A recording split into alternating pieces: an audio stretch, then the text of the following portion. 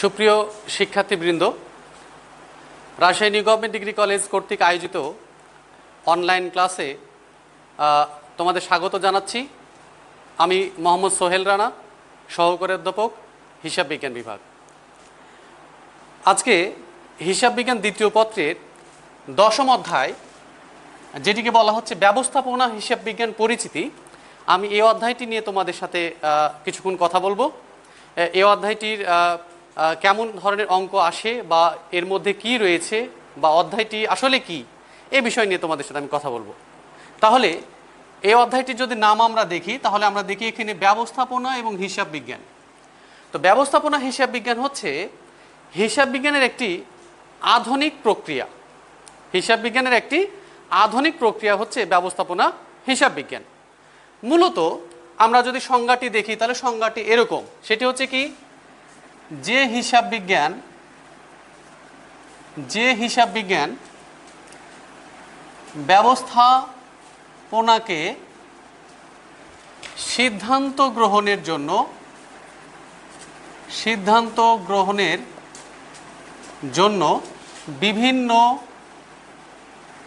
বিভিন্ন তথ্য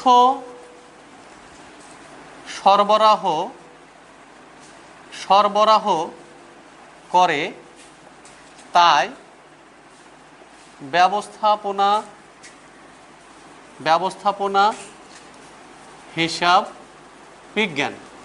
তো শিক্ষার্থীবৃন্দ, আমরা কি দেখছি, যে হিসাব বিজ্ঞান কি করছে,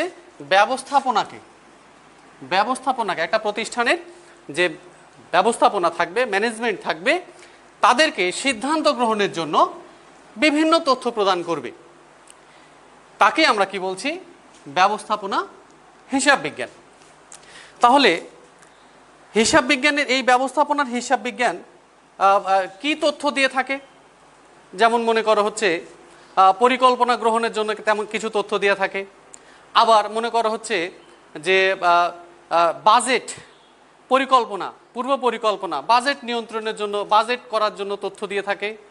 আর ব্যবস্থাপনার একটি বড় কাজ হচ্ছে নিয়ন্ত্রণ। তো নিয়ন্ত্রণ কার্য সম্পাদন করার জন্য ব্যাপক তথ্য প্রদান করে থাকে এই ব্যবস্থাপনা হিসাব বিজ্ঞান। সুতরাং এটি একটি প্রতিষ্ঠানের জন্য খুবই গুরুত্বপূর্ণ। আমরা যদি এই অধ্যায়টি দেখি, তাহলে এই অধ্যায়টির দুটি অংশে বিভক্ত। তাহলে এই অধ্যায়টি দুটি অংশে বিভক্ত। একটি হচ্ছে বাজেট ও বাজেটীয় নিয়ন্ত্রণ, এবং আরেকটি অংশ হচ্ছে ব্যয় মুনাফা, ব্যয়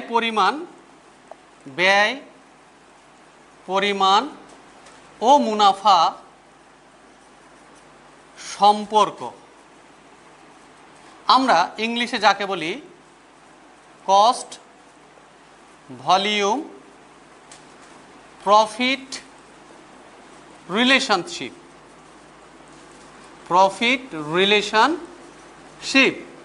অর্থাৎ প্রতিষ্ঠানের ব্যয় পরিমাণ ও মুনাফার সাথে যে সম্পর্ক রয়েছে তাকে আমরা বলছি, সংক্ষেপে আমরা বলি সিভিপি। তাহলে আরেকটা অংশ কি, বাজেট ও বাজেটীয় নিয়ন্ত্রণ, অর্থাৎ একটি প্রতিষ্ঠান কিভাবে তার বিভিন্ন বাজেট করে। বিভিন্ন বাজেট বলতে ক্রয় বাজেট, উৎপাদন বাজেট, বিক্রয় বাজেট, নগদ বাজেট, এরকম ধরনের বিভিন্ন ধরনের বাজেট আছে। তাহলে কিভাবে তারা বাজেট প্রণয়ন করবে বা প্রস্তুত করবে এবং বাজেটীয় ব্যবস্থার মাধ্যমে কিভাবে প্রতিষ্ঠানকে নিয়ন্ত্রণ করবে, সেটি একটি অংশ। তো শিক্ষার্থী বন্ধুরা, আজকে আমি তোমাদেরকে এই দ্বিতীয় অংশটি, অর্থাৎ কস্ট ভলিউম প্রফিট রিলেশনশিপ বা সিভিপি, এই অংশটি নিয়ে আমি তোমাদের সাথে কথা বলবো। তাহলে প্রথমেই আমরা যাই, চলো সিভিপি বা কস্ট ভলিউম প্রফিট এটি কি জিনিস বা এই সম্পর্কটি আমরা কাকে বলছি সেটি আমরা একটু দেখে আসি। তাহলে সিভিপি মূলত সিভিপি বা কস্ট ভলিউম প্রফিট রিলেশনশিপ, এটি কি বলছি আমরা, তাহলে উৎপাদন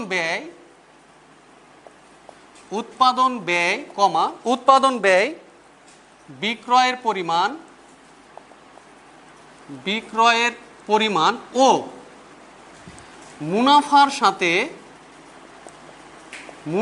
সাথে যে সম্পর্ক, ব্যয় পরিমাণ ও মুনাফা সম্পর্ক হিসেবে বিবেচিত, বা সংক্ষেপে আমরা তাকে কি বলছি, সিভিপি। অর্থাৎ কি বলছি আমরা তাহলে, দেখছি কি উৎপাদন ব্যয়, বিক্রয়ের পরিমাণ, তার সাথে মুনাফার যে সম্পর্ক তাকে আমরা বলছি কি ব্যয় পরিমাণ ও মুনাফার সম্পর্ক, সংক্ষেপে আমরা কি বলছি, সিভিপি।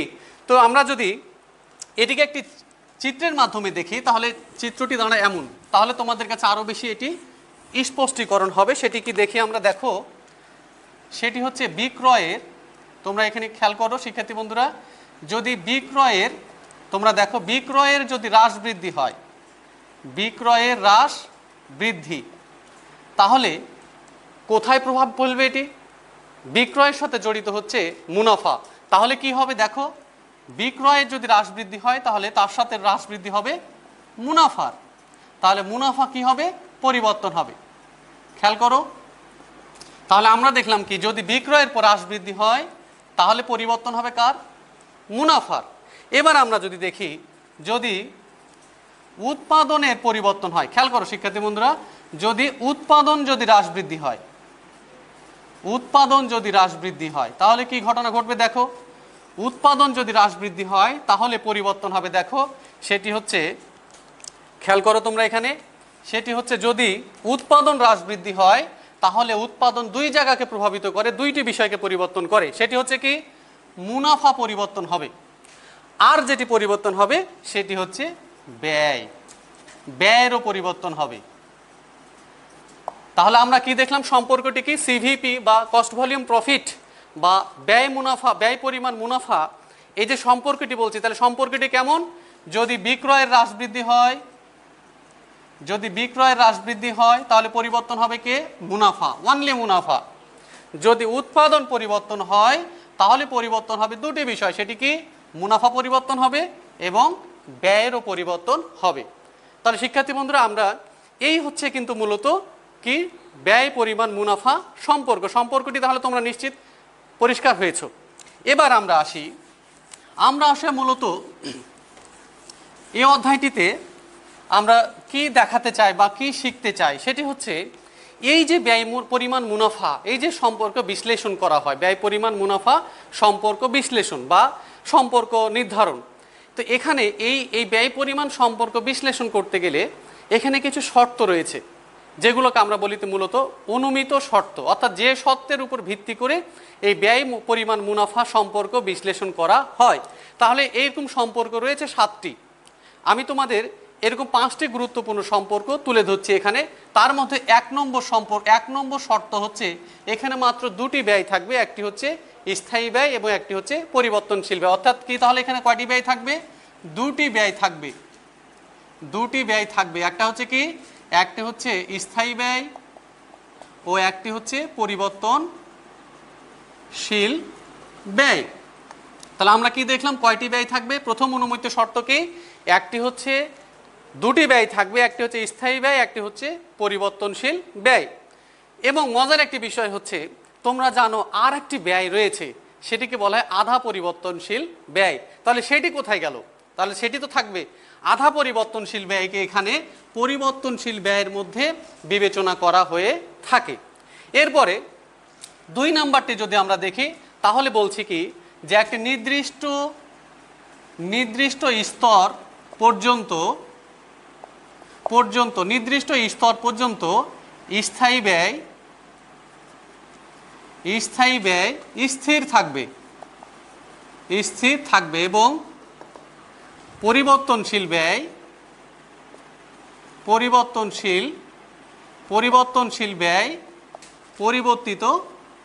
পরিবর্তনশীল ব্যয় পরিবর্তিত হবে।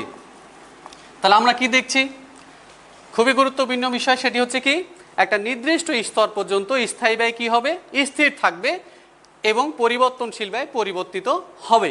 কেমন দেখো শিক্ষার্থী বন্ধুরা, এটি একটু আমরা বিশ্লেষণ যদি করি তাহলে বিষয়টা এমন দাঁড়ায়, মনে করো একটা প্রতিষ্ঠান 500টি একক উৎপাদন করে এবং বিক্রয় করে। বিক্রয় করে। খেয়াল করো, তাহলে এখানে বলছে একক প্রতি পরিবর্তনশীল ব্যয়, একক প্রতি পরিবর্তনশীল ব্যয় 5 টাকা এবং স্থির ব্যয়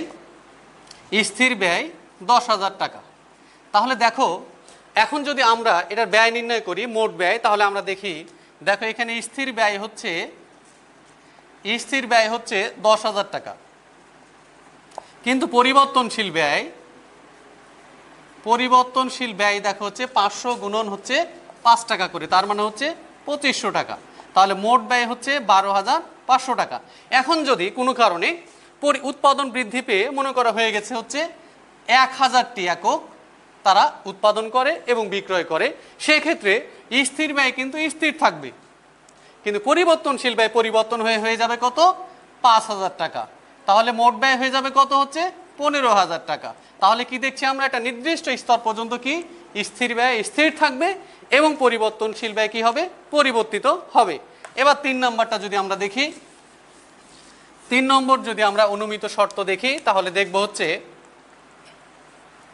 3 নম্বর শর্ত যদি আমরা খেয়াল করো, এটি হচ্ছে যে যে পরিবর্তনশীল ব্যয় পরিবর্তন হবে সমানুপাতে। কেমন ভাবে পরিবর্তন হবে? সমানুপাতে। একটু আগেই তোমরা দেখেছো কি যে একক প্রতি ব্যয় ছিল 5 টাকা, পরিবর্তনশীল ব্যয় একক প্রতি কত টাকা ছিল? এখানে আমরা যখন দেখালাম তখন দেখালাম একক প্রতি পরিবর্তনশীল ব্যয় 5 টাকা, অর্থাৎ 500 গুণন 5। আবার যখন উৎপাদন বৃদ্ধি পেয়ে হয়ে গেল 1000 একক, তখনও কিন্তু 5 টাকা ছিল, তখন আমরা কি করলাম? 1000-এর সাথে 5 টাকা গুণ করলে 5,000 টাকা ব্যয় নির্ণয় করলাম। তাহলে কি পরিবর্তনশীল ব্যয় কেমন ভাবে পরিবর্তন হবে? সমানুপাতে পরিবর্তন হবে, অর্থাৎ সমান অনুপাতে পরিবর্তন হবে। এবার আমরা যদি দেখি, সেটি হচ্ছে কি যে যদি 4 নাম্বার, যদি বিক্রয় পরিমাণ পরিবর্তন হয়। 4 নাম্বারটা কি দেখছি আমরা? যদি বিক্রয় পরিমাণ পরিবর্তন হয়, কি পরিবর্তন হয়? বিক্রয়ের পরিমাণ পরিবর্তন হয়, তাহলে কি হবে? তাহলে যেটি হবে সেটি হচ্ছে একক প্রতি বিক্রয় মূল্য ও একক প্রতি পরিবর্তনশীল ব্যয়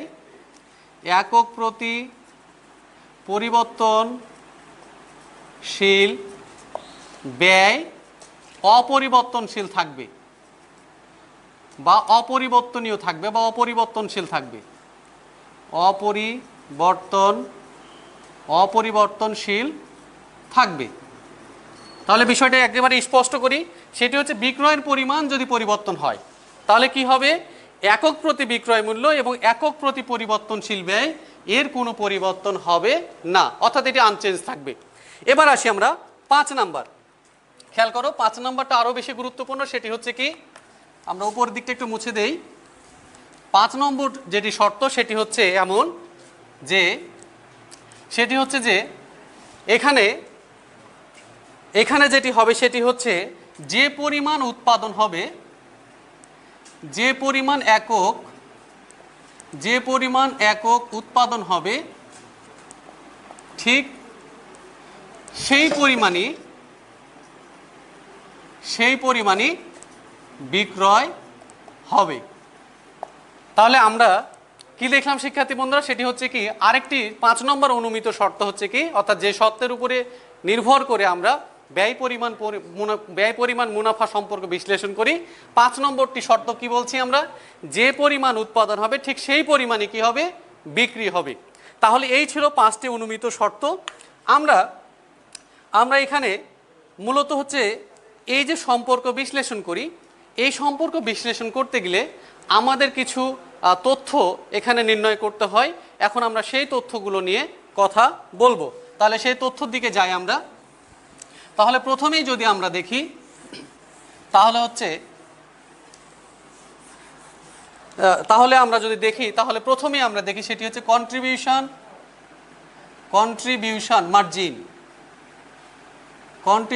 মার্জিন, বা এটাকে আমরা দত্তাংশ বলি। বা ইংলিশে শুধুমাত্র সংক্ষেপে সিএম লিখি আমরা। তাহলে আমরা দেখি কন্ট্রিবিউশন মার্জিন বা দত্তাংশ এটি মূলত আসলে কি। সেটা হচ্ছে একটা প্রতিষ্ঠানের মুনাফা অর্জন সক্ষমতা বা মুনাফা অর্জন ক্ষমতা এটি এটি প্রকাশ করার যে একটা মাধ্যম, সেটি হচ্ছে কন্ট্রিবিউশন মার্জিন। তাহলে আমরা কি বলছি, একটি প্রতিষ্ঠানের মুনাফা অর্জনের সক্ষমতাকে প্রকাশ করার একটি মাধ্যম হচ্ছে এই দত্তাংশ বা এই কন্ট্রিবিউশন মার্জিন। আবার এভাবেও বলা হয়, সেটি হচ্ছে যে স্থায়ী ব্যয়কে উসুল করার জন্য বা স্থায়ী ব্যয়কে উসুল করার একটি মাধ্যম হচ্ছে এই দত্তাংশ বা কন্ট্রিবিউশন মার্জিন। তাহলে কি বলছি আমরা, একটি প্রতিষ্ঠানের মুনাফা অর্জনের সক্ষমতাকে প্রকাশ করার একটি মাধ্যম হচ্ছে দত্তাংশ। আবার কি বলছি, স্থায়ী ব্যয়কে উসুল করার একটা পদ্ধতি বা মাধ্যমকে আমরা কি বলছি, এই কন্ট্রিবিউশন মার্জিন বা দত্তাংশ। আর এই দত্তাংশ নির্ণয় করা হয় মূলত হচ্ছে, সেটি হচ্ছে দত্তাংশ সমান হচ্ছে বিক্রয় মূল্য মাইনাস পরিবর্তনশীল ব্যয়। তাহলে আমরা কি দেখছি, দেখো দত্তাংশ আমরা কিভাবে নির্ণয় করি, বিক্রয় থেকে পরিবর্তনশীল ব্যয় বাদ দিয়ে আমরা দত্তাংশ নির্ণয় করে থাকি। তাহলে আমরা একটি টপিক আমরা পেলাম, যা আমরা এই ব্যয় পরিমাণ মুনাফা সম্পর্কে আমরা নির্ণয় করে থাকি। এবার আমরা দেখি আরেকটি তথ্য, সেটি হচ্ছে মার্জিন অফ সেফটি বা নিরাপত্তা প্রান্ত বা আমরা যাকে বলি ইংলিশে মার্জিন অফ সেফটি। সংক্ষেপে আমরা বলি মার্জিন অফ সেফটি, সংক্ষেপে আমরা বলি MS, মার্জিন অফ সেফটি। এটিও আমরা নির্ণয় করে থাকি। তো মার্জিন অফ সেফটি আমরা কাকে বলছি, সেটি হচ্ছে এই মার্জিন অফ সেফটি নির্ণয় করার আগে আমাদের আরও একটি বিষয় জেনে নেওয়া দরকার। সেই জায়গা থেকে আমরা একটু ঘুরে আসি, সেটি হচ্ছে সমচ্ছেদ বিন্দু। তারপরে আমি এটি নিয়ে কথা বলছি। সমচ্ছেদ বিন্দু আমরা ইংলিশে যাকে বলি হচ্ছে break even point, margin of safety, break even point বা সমচ্ছেদ বিন্দু। তো শিক্ষার্থী বন্ধুরা, সেটি হচ্ছে সমচ্ছেদ বিন্দু যদি আমরা আগে জানি, তাহলে আমরা মার্জিন অফ সেফটিটা আমাদের বুঝতে সুবিধা হবে। তাহলে সমচ্ছেদ বিন্দু কি, একটা প্রতিষ্ঠান অবশ্যই উৎপাদনে যাওয়ার আগেই তারা নির্ধারণ করতে চায় যে তারা কি পরিমাণ পণ্য বিক্রয় করতে পারবে। কারণ হচ্ছে বাজার হচ্ছে সবসময় প্রতিযোগিতাপূর্ণ, অর্থাৎ বাজারে আমরা যে পণ্য আজকে উৎপাদন করতে চাচ্ছি বা বিক্রয় করতে চাচ্ছি, একই ধরনের পণ্য বাজারে অনেক আগে থেকে রয়েছে। তো যেহেতু বাজারে একই পণ্য রয়েছে যেগুলো আমাদের প্রতিযোগী পণ্য, তাহলে আমাদের উৎপাদনে যাওয়ার আগে আমাদের প্রথম শর্ত হচ্ছে কি, আমাদের নির্ধারণ করতে হবে আমরা উৎপাদিত পণ্য কি পরিমাণ দ্রব্য আমরা বাজারে বিক্রয় করতে সক্ষম হব। এটা একটা বিষয়। 2 নম্বর বিষয় হচ্ছে, যেহেতু আমাদের এই ব্যয় পরিমাণ মুনাফার একটি শর্ত হচ্ছে কি, যে পরিমাণ পণ্য আমরা উৎপাদন করব সেই পরিমাণ পণ্যই আমরা কিন্তু বিক্রয় করব। তাহলে আরেকটা বিষয় আমাদের নির্ধারণ করতে হবে, কি পরিমাণ পণ্য বিক্রি করলে আমাদের আয় ব্যয় সমান হবে। অর্থাৎ তাহলে কি বলছি আমরা, তাহলে সমচ্ছেদ বিন্দু কাকে বলছি আমরা, সেটা হচ্ছে যে পরিমাণ বিক্রয় করলে, বা আমরা এভাবে বলতে পারি, যে বিন্দুতে একটি প্রতিষ্ঠানের মোট আয় বা বিক্রয় মূল্য এবং মোট ব্যয় সমান, তাকে ব্রেক ইভেন পয়েন্ট বা সমচ্ছেদ বিন্দু বলছি আমরা। তাকে আমরা কি বলছি, ব্রেক ইভেন পয়েন্ট বা সমচ্ছেদ বিন্দু বলছি। তাহলে যে বিন্দুতে প্রতিষ্ঠানের আয় ব্যয় সমান, অর্থাৎ বিক্রয় মূল্য এবং মোট ব্যয় যেটি হবে সেটি হবে সমান। তাহলে যদি এই আয় ব্যয় সমান হয়, তার মানে কি ওই বিন্দুতে প্রতিষ্ঠানের মুনাফাও শূন্য, আবার কোনো প্রকার ক্ষতিও হবে না। তাকেই মূলত আমরা কি বলছি, ব্রেক ইভেন পয়েন্ট। এখন ধরে নাও একটা প্রতিষ্ঠান, ধরি যে একটা প্রতিষ্ঠানের বিক্রয় হচ্ছে মনে করো 50,000 টাকা। আর আমরা ব্রেক ইভেন পয়েন্ট একটু পরে নির্ণয় করে দেখাবো। তো ব্রেক ইভেন পয়েন্ট মনে করো বা সমচ্ছেদ বিক্রয় হচ্ছে, মনে করো এটা আমরা ধরে নিলাম সমচ্ছেদ বিক্রয় হচ্ছে মনে করো 30,000 টাকা। এর অর্থ হচ্ছে ওই প্রতিষ্ঠান যদি 30,000 টাকার পণ্য বিক্রয় করতে পারে বা বিক্রয় করে, তাহলে ওই প্রতিষ্ঠানে কোনো প্রকার লাভ বা ক্ষতি হবে না, অর্থাৎ আয় ব্যয় সমান হবে। তাহলে অতিরিক্ত বিক্রয় কত থাকে শিক্ষার্থী বন্ধুরা দেখি আমরা। অর্থাৎ বিক্রি করেছিল ওই প্রতিষ্ঠান 50,000 টাকার, সমচ্ছেদ বিক্রয় হচ্ছে 30,000 টাকা, তাহলে অতিরিক্ত বিক্রয় কত? 20,000 টাকা। এই অতিরিক্ত বিক্রয় যে 20,000 টাকা করেছে সেটাকে আমরা বলছি নিরাপত্তা প্রান্ত। তাহলে এবার আসি আমরা নিরাপত্তা প্রান্ত কাকে বলে, কিভাবে আমরা নিরাপত্তা প্রান্ত নির্ণয় করি, তাহলে আরো সহজে বোঝা যাবে। তাহলে এবার আসি আমরা নিরাপত্তা প্রান্ত। তাহলে আমরা এভাবে করে বলি যে প্রতিষ্ঠান বিক্রয়ের যে প্রান্তে নিরাপত্তা বা নিরাপদ থাকে বা সমচ্ছেদ বিক্রয় হতে প্রকৃত বিক্রয়ের যে আধিক্য, প্রকৃত বিক্রয়ের যে আধিক্য তাকে নিরাপত্তা প্রান্ত বলে।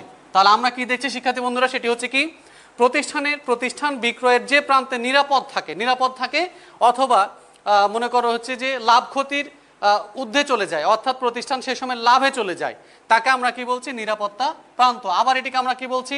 সমচ্ছেদ বিক্রয় হতে প্রকৃত বিক্রয়ের যে আধিক্য তাকে আমরা নিরাপত্তা প্রান্ত বলছি। তাহলে আমরা যদি এদিকে দেখি, একটি উদাহরণ যেখানে দিয়েছিলাম সেটা বিক্রয় কি, প্রকৃত বিক্রয় 50,000 টাকা, সমচ্ছেদ বিক্রয় কত? 30,000 টাকা, তাহলে অতিরিক্ত বিক্রয় কত? 20,000 টাকা। এটি মূলত হচ্ছে প্রতিষ্ঠানের নিরাপত্তা প্রান্ত।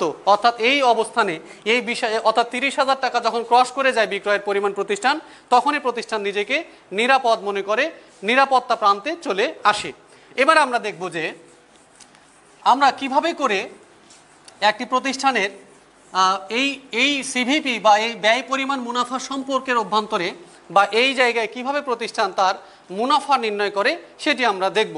তোমরা এটি খাতা অবশ্য তুলে নিবে। তাহলে আমরা দেখি যে প্রথমেই থাকে হচ্ছে বিক্রয়, যেখানে আমরা বিক্রয় এককের সাথে একক প্রতি বিক্রয় মূল্য গুণ করি। একক প্রতি বিক্রয় মূল্য খেয়াল করো শিক্ষার্থী বন্ধু। তাহলে বিক্রয়টা আমরা কিভাবে বের করি? বিক্রয় মূল্যটা সেটা হচ্ছে বিক্রয় একক, তার সাথে একক প্রতি বিক্রয় মূল্য আমরা গুণ করি। গুণ করে আমরা যে টাকা পাবো সেখান থেকে আমরা কি করি? বাদ পরিবর্তনশীল ব্যয়। এই পরিবর্তনশীল ব্যয় আবার আমরা কিভাবে বের করি? সেটি হচ্ছে বিক্রয় একক গুণন একক প্রতি পরিবর্তনশীল ব্যয়। তাহলে আমরা পেয়ে যাই হচ্ছে পরিবর্তনশীল ব্যয়। এই পরিবর্তনশীল ব্যয় যদি আমরা বিক্রয় থেকে পরিবর্তনশীল ব্যয় বাদ দেই, তাহলে আমরা যেটি পাই তোমরা একটু আগে শুনেছো, সেটি হচ্ছে সেটাকে আমরা কি বলছি? দত্তাংশ বা কন্ট্রিবিউশন মার্জিন। খেয়াল করি শিক্ষার্থী বন্ধুরা, সেটা আমরা পেয়ে যাই কি? কন্ট্রিবিউশন মার্জিন বা দত্তাংশ। এখান থেকে যদি আমরা স্থায়ী ব্যয় বাদ দেই তাহলে আমরা পেয়ে যাব হচ্ছে প্রতিষ্ঠানের মুনাফা। তাহলে এই সিভিপি বা কস্ট ভলিউম প্রফিট যে রিলেশনশিপ, এই জায়গায় মুনাফা এভাবে করে আমরা নির্ণয় করে থাকি। এবার আসি দেখি আমরা একটু আগে বলেছি সমচ্ছেদ বিক্রয়। তাহলে আমরা সমচ্ছেদ বিক্রয় আমরা কিভাবে নির্ণয় করতে পারি? এখানে সমচ্ছেদ বিক্রয়, যখন আমরা সমচ্ছেদ বিক্রয়ের কাছে যাচ্ছি অর্থাৎ ব্রেক ইভেন পয়েন্টের কাছে যাচ্ছি, তখন দুটো বিষয় জড়িত। সেটা হচ্ছে কি? একটা হচ্ছে ব্রেক ইভেন পয়েন্ট একক, আর একটা হচ্ছে ব্রেক ইভেন পয়েন্ট টাকা। খেয়াল করি আমরা, একটা হচ্ছে ব্রেক ইভেন পয়েন্ট একক, একটা হচ্ছে ব্রেক ইভেন পয়েন্ট টাকা। অর্থাৎ তোমরা অলরেডি জেনে গেছো সমচ্ছেদ বিক্রয় কি? সমচ্ছেদ বিক্রয় হচ্ছে সেই পরিমাণ, সেই বিন্দু যে বিন্দুতে প্রতিষ্ঠানের কি হবে, প্রতিষ্ঠানের কোনো লাভ বা ক্ষতি হবে না, অর্থাৎ আয় ব্যয় সমান থাকবে। অর্থাৎ কি বিষয়টি? বিষয়টি হচ্ছে এরকম। তাহলে আমরা যদি বলি ব্রেক ইভেন পয়েন্ট একক, তাহলে বিষয়টা এমন দাঁড়ায় যে অর্থাৎ যে পরিমাণ একক বিক্রয় করলে প্রতিষ্ঠানের আয় ব্যয় সমান, তাকে আমরা কি বলছি? সমচ্ছেদ বিন্দু একক বা ব্রেক ইভেন পয়েন্ট একক। এবার আসি আমরা ব্রেক ইভেন পয়েন্ট টাকা, তাহলে তার উল্টোটি, অর্থাৎ যে পরিমাণ বিক্রয় টাকা, অর্থাৎ যে পরিমাণ টাকা বিক্রয় করলে প্রতিষ্ঠানের কি হবে, আয় ব্যয় সমান হবে, তাকে আমরা কি বলছি? সমচ্ছেদ বিক্রয় টাকা, অর্থাৎ ব্রেক ইভেন পয়েন্ট টাকা। তাহলে ব্রেক ইভেন পয়েন্ট দুইভাবে বের করা যাবে, একটা হচ্ছে একক, একটা হচ্ছে টাকা। তাহলে আমরা দেখি ব্রেক ইভেন পয়েন্ট আমরা কিভাবে নির্ণয় করতে পারি। তাহলে আমরা যদি একটি ফর্মুলা লিখি, বিষয়টা এরকম, সেটি হচ্ছে কি? ব্রেক ইভেন পয়েন্ট টাকা, প্রথমে এককটা দেখি আমরা, ব্রেক ইভেন পয়েন্ট একক, তাহলে আমরা বের করবো এভাবে করে, সেটি হচ্ছে স্থায়ী ব্যয় ডিভাইডেড বাই একক প্রতি বিক্রয় মূল্য, একক প্রতি বিক্রয় মূল্য বিয়োগ একক প্রতি পরিবর্তনশীল ব্যয়, একক প্রতি পরিবর্তনশীল ব্যয়। তাহলে আমরা কি দেখলাম? তাহলে ব্রেক ইভেন পয়েন্ট একক কিভাবে বের করতে পারছি, সেটি হচ্ছে কি? স্থায়ী ব্যয় ডিভাইডেড বাই কি? একক প্রতি বিক্রয় মূল্য মাইনাস একক প্রতি পরিবর্তনশীল ব্যয়। তাহলে আমরা ব্রেক ইভেন পয়েন্ট টাকা অর্থাৎ সমচ্ছেদ বিন্দু টাকা যদি বের করতে চাই, খেয়াল করো তোমরা, সমচ্ছেদ বিন্দু টাকা যদি বের করতে চাই, তাহলে আমরা কি করব? তাহলে সূত্রটা হবে এরকম, স্থায়ী ব্যয় ডিভাইডেড বাই একক প্রতি বিক্রয় মূল্য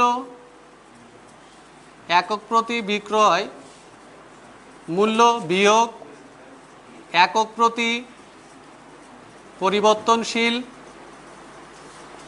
একক প্রতি পরিবর্তনশীল ব্যয় ডিভাইডেড বাই একক প্রতি বিক্রয়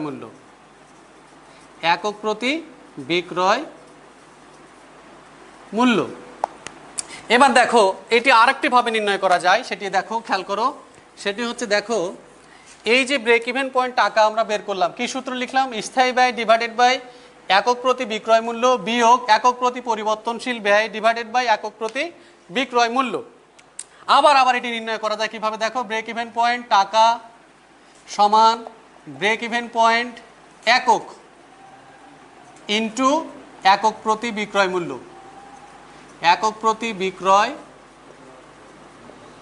মূল্য, তাহলে দেখো এভাবেও করা যায়। আবার এই যে নিচে একটি কথা লিখেছি তোমরা দেখছো, সেটা স্থায়ী ব্যয়ের ঠিক নিচে যেটি লেখা আছে, কি লেখা আছে? একক প্রতি বিক্রয় মূল্য বিয়োগ একক প্রতি পরিবর্তনশীল ব্যয় ডিভাইডেড বাই একক প্রতি বিক্রয় মূল্য। এটির একটি নাম আছে, সেটি হচ্ছে দত্তাংশ অনুপাত। কি বলছি আমরা? দত্তাংশ অনুপাত বা কন্ট্রিবিউশন মার্জিন রেশিও বলি আমরা ইংরেজিতে। তাহলে সেভাবেও করা যায়, অর্থাৎ আমরা এভাবে লিখতে পারি। কি লিখতে পারি দেখো, সেটি হচ্ছে কি? ব্রেক ইভেন পয়েন্ট টাকা, সেটি কি লিখতে পারি আমরা? সেটি হচ্ছে স্থায়ী ব্যয় ডিভাইডেড বাই কি লিখতে পারি? দত্তাংশ অনুপাত। খেয়াল করো, দত্তাংশ অনুপাত। এই দত্তাংশ অনুপাত সমান কি বললাম আমরা? এই দত্তাংশ অনুপাত সমান আমরা বললাম, কি বললাম? সেটা হচ্ছে কি?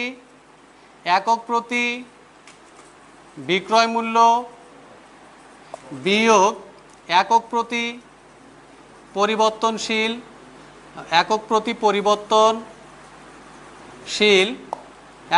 পরিবর্তনশীল ব্যয় ভাগ হচ্ছে একক প্রতি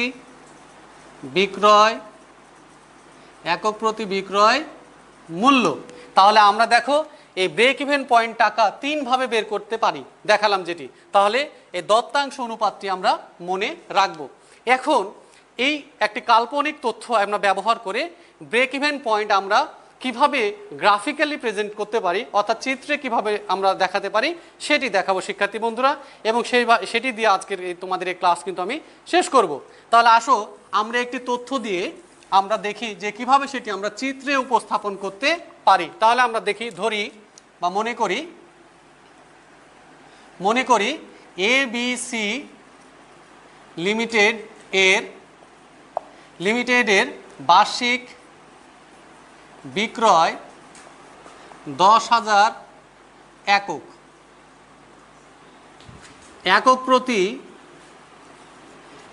প্রতি বিক্রয়, একক প্রতি বিক্রয় মূল্য 10 টাকা এবং একক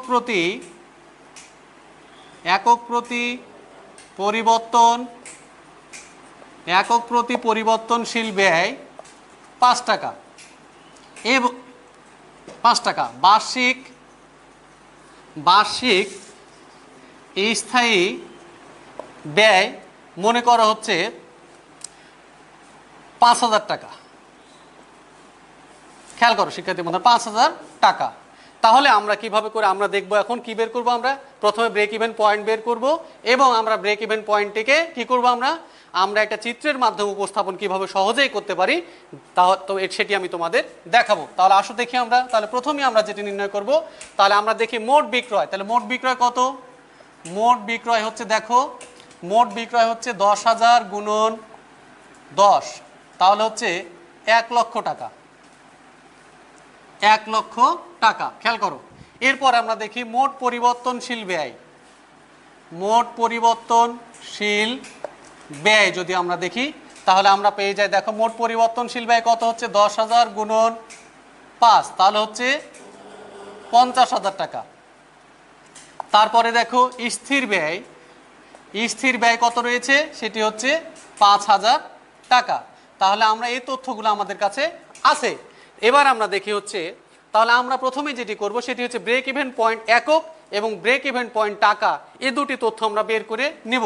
তাহলে আমরা যদি ব্রেক ইভেন পয়েন্ট একক এবং টাকা বের করে নেই, তাহলে খেয়াল করি আমরা ব্রেক ইভেন পয়েন্ট একক অর্থাৎ সমচ্ছেদ বিন্দু একক। তাহলে সমচ্ছেদ বিন্দু এককের সূত্র তোমরা জানো, সেটা হচ্ছে কি স্থায়ী ব্যয় ডিভাইডেড বাই একক প্রতি পরিবর্তনশীল ব্যয়, একক প্রতি বিক্রয় মূল্য, একক প্রতি বিক্রয় মূল্য বিয়োগ একক প্রতি পরিবর্তনশীল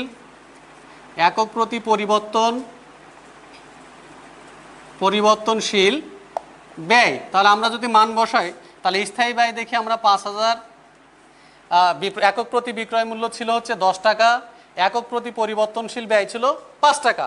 তাহলে আমরা যদি দেখি তাহলে 5,000 ভাগ হচ্ছে 5 অর্থাৎ হবে হচ্ছে 1,000 একক। তার মানে কি শিক্ষার্থী বন্ধুরা, অর্থাৎ প্রতিষ্ঠান যদি 1,000টি একক বিক্রয় করতে পারে তাহলেই সে কিন্তু কি হবে, সে প্রতিষ্ঠানটি কিন্তু লাভ ক্ষতি শূন্য পর্যায়ে চলে যাবে, অর্থাৎ ব্রেক ইভেনে চলে যাবে। এবার আমরা দেখে আসি সেটি হচ্ছে ব্রেক ইভেন পয়েন্ট টাকা কিভাবে বের করব। তাহলে আমরা যদি দেখি ব্রেক ইভেন পয়েন্ট টাকা অর্থাৎ সমচ্ছেদ বিন্দু টাকা, তাহলে ব্রেক ইভেন পয়েন্ট টাকা সমান, যেহেতু আমাদের এখানে একক নির্ণয় করা আছে, তাহলে এককের সাথে যদি আমরা একক প্রতি বিক্রয় মূল্য গুণ করে দেই তাহলে সহজেই কিন্তু আমরা সমচ্ছেদ বিন্দু টাকা বের করতে পারি। তাহলে আমরা খেয়াল করি শিক্ষার্থী বন্ধুরা, তাহলে হচ্ছে ব্রেক ইভেন পয়েন্ট একক, যেহেতু এটি আমাদের নির্ণয় করা আছে, গুণন একক প্রতি বিক্রয় মূল্য, তাহলে ব্রেক ইভেন পয়েন্ট একক ছিল 1,000 এবং একক প্রতি বিক্রয় মূল্য হচ্ছে 10 টাকা। তাহলে কত হয়ে গেল, 10,000 টাকা হচ্ছে আমাদের সমচ্ছেদ বিক্রয় টাকা, অর্থাৎ 10,000 টাকা পরিমাণ বিক্রয় করতে পারলেই প্রতিষ্ঠানের লাভ ক্ষতি কি হয়ে যাবে, শূন্য হবে। এবার আমরা এটি একটি চিত্রে বা গ্রাফিক্যাল প্রেজেন্টেশন করে তোমাদের আমি দেখাবো কিভাবে এটি আমরা গ্রাফে উপস্থাপন করে থাকি। তাহলে প্রথমে আমরা একটি, তোমরা জানো এভাবে করে আমাদের গ্রাফ আঁকতে হয়, সেটি হচ্ছে এরকম, এটা হচ্ছে ও এবং এক্স অক্ষ, এটি হচ্ছে ও এবং ওয়াই অক্ষ। তাহলে এদিকে যদি আমরা বিক্রয় একক দেখাই, অথবা যেটাকে আমরা বলি ব্রেক ইভেন পয়েন্ট একক আমরা এদিকে দেখাতে পারি। খেয়াল করো, তাহলে এদিকে আমরা কি দেখাচ্ছি, বিক্রয় একক বা ব্রেক ইভেন পয়েন্ট একক। এদিকে আমরা দেখাচ্ছি ও ওয়াই অক্ষে দেখাচ্ছি মোট আয় ও ব্যয়। কি দেখাচ্ছি আমরা, মোট আয় ও মোট ব্যয়। তাহলে যদি আমরা খেয়াল করি, তাহলে দেখো প্রতিষ্ঠানে যদি আমরা বিক্রয় একক দেখি আমরা, তাহলে প্রতিষ্ঠানের মোট বিক্রয় একক ছিল হচ্ছে 10,000 একক। তাহলে দেখো 10,000 একক হচ্ছে এদের মোট বিক্রয় একক, ঠিক আছে। এবং প্রতিষ্ঠানের যদি মোট যদি বিক্রয় মূল্য দেখি, তাহলে আমরা দেখি মোট বিক্রয় মূল্য ছিল কত, 1 লক্ষ টাকা। খেয়াল করো তোমরা, 1 লক্ষ টাকা। তাহলে এখানে আমরা লিখলাম হচ্ছে 1 লক্ষ টাকা, যেটি হচ্ছে মোট বিক্রয় মূল্য। খেয়াল করো শিক্ষার্থী বন্ধুরা, এবার যদি আমরা দেখি যে এই প্রতিষ্ঠানের সমচ্ছেদ বিক্রয় একক কত। সমচ্ছেদ বিক্রয় একক ছিল হচ্ছে কত ছিল, সমচ্ছেদ বিক্রয় একক ছিল দেখো 1000 একক। তাহলে আমরা এখানে নিলাম হচ্ছে, মনে করো এখান থেকে এতটুকু হচ্ছে, একটু বড় করে মনে করো 1000 হচ্ছে এই জায়গায়। খেয়াল করো, তাহলে 1000 একক হচ্ছে এটা, ঠিক আছে। প্রতিষ্ঠানের স্থায়ী ব্যয় কত ছিল, স্থায়ী ব্যয় ছিল হচ্ছে, স্থায়ী ব্যয় আমরা জানি হচ্ছে 5000 টাকা। তাহলে আমরা মনে করলাম যে এখানে এতটুকু হচ্ছে 5000 টাকা, এটাকে আমরা বলি স্থায়ী ব্যয়। স্থায়ী ব্যয় এখান থেকে এতটুকু হচ্ছে 5000 টাকা। স্থায়ী ব্যয় রেখাটা সবসময় সমান্তরাল থাকে, যেহেতু এই ব্যয়টি অপরিবর্তনশীল অর্থাৎ পরিবর্তন হয় না, এই কারণে স্থায়ী ব্যয়টা কি সমান্তরাল থাকে, যেটাকে আমরা বলি তাহলে এফসি রেখা বা ফিক্সড কস্ট বা স্থায়ী ব্যয় রেখা। এবার আমরা যদি দেখি প্রতিষ্ঠানের সমচ্ছেদ বিন্দুতে প্রতিষ্ঠানের পরিবর্তনশীল ব্যয় কত ছিল। দেখো সমচ্ছেদ বিন্দুতে প্রতিষ্ঠানের কিন্তু একটা ব্যয় ছিল, প্রতিষ্ঠানের মোট ব্যয় এটি কিন্তু 1 লক্ষ টাকা, এটি হচ্ছে মোট বিক্রয় মূল্য বা মোট আয়। কিন্তু প্রতিষ্ঠানের সমচ্ছেদ বিন্দুতে প্রতিষ্ঠানের একটি ব্যয় কিন্তু ছিল, সেটা কিভাবে দেখি আমরা। তাহলে সমচ্ছেদ বিন্দুতে প্রতিষ্ঠানের ব্যয় কিন্তু দেখো তোমরা এদিকে, সেটা হচ্ছে দেখো পরিবর্তনশীল ব্যয়। তাহলে আমরা যদি এভাবে করে লিখি, সমচ্ছেদ বিন্দুতে প্রতিষ্ঠানের মোট ব্যয়, যদি এটি বের করে নেই তাহলে খুবই সহজেই তোমরা এটা কিন্তু বুঝতে পারবে। তাহলে কি, সমচ্ছেদ বিন্দুতে প্রতিষ্ঠানের মোট ব্যয়। তাহলে আমরা দেখেছি পরিবর্তনশীল ব্যয়, পরিবর্তনশীল ব্যয় সমচ্ছেদ বিন্দু ছিল কত, 1000 একক। আর একক প্রতি পরিবর্তনশীল ব্যয় কত, 5 টাকা। তাহলে 1000 গুণন 5, তাহলে কত হবে, 5000 টাকা। ওকে, এবার আমরা দেখি যোগ স্থায়ী ব্যয়। স্থায়ী ব্যয় কত ছিল, 5000 টাকা। খেয়াল করো, তাহলে মোট ব্যয় কত হয়ে গেল, 10,000 টাকা। শিক্ষার্থী বন্ধুরা, তাহলে সেটি হচ্ছে কি সমচ্ছেদ বিন্দুতে প্রতিষ্ঠানের মোট ব্যয়, সমচ্ছেদ বিন্দুতে প্রতিষ্ঠানের মোট ব্যয় কি 10,000 টাকা। তাহলে দেখো এখান থেকে এতটুকু 5000 যেটা স্থায়ী ব্যয়, তাহলে এখানে যদি আমরা যাই তাহলে আমরা কিন্তু পেয়ে যাব কি 10,000 টাকা। তাহলে এখান থেকে এতটুকু হচ্ছে কি পরিবর্তনশীল ব্যয়, এখান থেকে এতটুকু কি, সরি এখান থেকে এই 0 থেকে এই 5000 টাকা পর্যন্ত স্থায়ী ব্যয়। এবার এই 5000 থেকে 10,000 পর্যন্ত কি পরিবর্তনশীল ব্যয়। তাহলে 0 থেকে এই 10,000 টাকা পর্যন্ত কি মোট ব্যয়, অর্থাৎ স্থায়ী যোগ পরিবর্তনশীল ব্যয়। অর্থাৎ এইখান থেকে 0 থেকে 10,000 টাকা পর্যন্ত এই এতটুকু জায়গাকে আমরা বলছি কি সমচ্ছেদ বিন্দুতে প্রতিষ্ঠানের মোট ব্যয়। তাহলে দেখো এখানে আছে সমচ্ছেদ বিন্দু একক, এখানে রয়েছে সমচ্ছেদ বিন্দু টাকা 10,000 টাকা। কারণ কি সমচ্ছেদ বিন্দুতে ব্যয় এবং আয় কি সমান, অর্থাৎ বিক্রয় মূল্য এবং ব্যয় কি সমান। তাহলে বিক্রয় মূল্য ছিল 10,000 টাকা, আবার ব্যয়ও কিন্তু 10,000 টাকা। তাহলে আমরা কি দেখো সমচ্ছেদ বিক্রয় টাকাও 10,000, আবার মোট ব্যয়ও কিন্তু 10,000। তাহলে আমরা কি করলাম, দেখো এই একক থেকে এটা তো ব্রেক ইভেন পয়েন্ট একক, এই একক থেকে একটি রেখা যদি আমরা উপর দিকে টানি, আবার এই সমচ্ছেদ বিন্দুতে মোট ব্যয় অর্থাৎ 10,000 টাকা থেকে যদি আমরা একটা রেখা এভাবে টানি, তাহলে কি রেখা দুইটি একে অপরকে কি করে, ছেদ করে। এবার এই স্থায়ী ব্যয়ের মূল বিন্দু দিয়ে একটি রেখা যদি আমরা উপর দিকে টানি, তাহলে রেখাটি কি হয় দেখো, সেটি হচ্ছে সমচ্ছেদ বিন্দু একক এবং সমচ্ছেদ বিন্দু টাকা যে জায়গায় মিলিত হয়েছে রেখাটি সেই জায়গায় ছেদ করে, যেটিকে আমরা বলি হচ্ছে মোট ব্যয় রেখা। এটিকে আমরা কি বলি, মোট ব্যয় রেখা। রেখাটি কোথা দিয়ে যায়, স্থায়ী ব্যয়ের মূল বিন্দু দিয়ে যায়। এবার আমরা দেখি এই চিত্রের মূল বিন্দু অর্থাৎ 0 দিয়ে যদি একটা রেখা আমরা টানি উপর দিকে, তাহলে রেখাটি দেখে আমরা সে মোট আয় এবং মোট ব্যয় রেখাকে আবার ছেদ করে উপর দিকে যায়, যেটিকে আমরা বলি হচ্ছে মোট আয় রেখা, মোট আয় রেখা। তাহলে আমরা কি দেখলাম, স্থায়ী ব্যয়ের মূল বিন্দু দিয়ে যে রেখাটি আমরা টানি সেটাকে আমরা বলছি মোট ব্যয় রেখা, আর এই চিত্রের মূল বিন্দু অর্থাৎ 0 দিয়ে যে রেখাটি আমরা টানি সেটি হচ্ছে মোট আয় রেখা। এবং এই মোট আয় এবং মোট আয় ব্যয় রেখা যে জায়গায় ছেদ করে একে অপরকে সেটিকে আমরা বলছি ব্রেক ইভেন পয়েন্ট বা সমচ্ছেদ বিন্দু। তোমরা আরেকটা জিনিস খেয়াল করবে এখানে, সেটি হচ্ছে দেখো এই সমচ্ছেদ বিন্দুর ওই পাশে অর্থাৎ উপরের অংশে একটি কোণ তোমরা দেখতে পাচ্ছ, অর্থাৎ মোট আয় এবং মোট ব্যয় রেখা একে অপরকে ছেদ করার পরে এখানে একটি কোণ তৈরি হয়েছে, কোণ সৃষ্টি হয়েছে। এই কোণটাকে আমরা মূলত বলে থাকি আপতন কোণ। তাহলে এটাকে আমরা কি বলি, আপতন কোণ। তোমাদের এগুলো আমি দেখিয়ে দিলাম, এর কারণ হচ্ছে এগুলো বহু নির্বাচনী অংশে এসে থাকে। সেটি কেমন বলে যে মোট আয় এবং মোট ব্যয় একে অপরকে ছেদ করার পরে একটি কোণ উৎপাদন হয়, কোণটির নাম কি? সেটি হচ্ছে আপতন কোণ। এই কোণের আরেকটি বড় বৈশিষ্ট্য হচ্ছে কি, এই কোণটি মূলত হচ্ছে প্রতিষ্ঠানের মুনাফা নির্দেশক কোণ। তাহলে শিক্ষার্থী বন্ধুরা আজকে এই পর্যন্তই। আমার মনে হয় তোমরা বেশ কিছু বিষয়ে এই অধ্যায়ের ধারণা অলরেডি পেয়েছো। তোমরা বিষয়গুলো অবশ্যই খাতায় তুলে নিবে এবং বিষয়গুলো চর্চা করবে, পড়বে। আগামী ক্লাসে আমি তোমাদের আরও কিছু ইনফরমেশান বা তথ্য লিখে দিয়ে আমরা সরাসরি অঙ্কে চলে যাব। এই অধ্যায়ে একটি সহজ অঙ্ক এসে থাকে এবং প্রায় 100% শিক্ষার্থীরা এই অধ্যায় থেকে প্রশ্নের আনসার করে থাকে পরীক্ষায়। এটি একটি অত্যন্ত সহজ একটি অধ্যায় এবং এই সিভিপি, এই কস্ট ভলিউম প্রফিট অ্যানালাইসিস বা ব্যয় মুনাফা সম্পর্ক, ব্যয় পরিমাণ মুনাফা সম্পর্ক অধ্যায় থেকে একটি সহজ অঙ্ক পরীক্ষা আসে এবং বিশ্ববিদ্যালয়ে ভর্তি পরীক্ষাও কিন্তু এখান থেকে প্রশ্ন এসে থাকে। সুতরাং বিষয়টি, এই অধ্যায়টি অত্যন্ত গুরুত্বপূর্ণ, তোমরা মনোযোগের সাথে পড়বে। তো শিক্ষার্থী বন্ধুরা আজকে এই পর্যন্তই। তোমরা অবশ্যই নিজ নিজ ঘরে অবস্থান করবে।